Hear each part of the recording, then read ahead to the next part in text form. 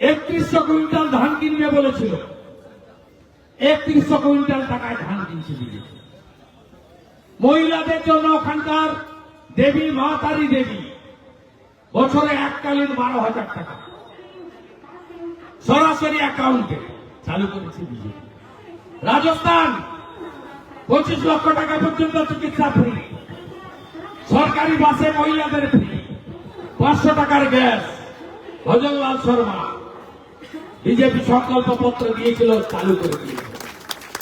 যার মহারাষ্ট্রে 2000 টাকা মহিলাদের, যারা বেকার স্নাতক পাস করে বসে আছেন, গ্রাজুয়েট যতক্ষণ না চাকরি দিচ্ছে সরকার 6000 টাকা করে। আর যারা নন গ্রাজুয়েট 12 পাস 5000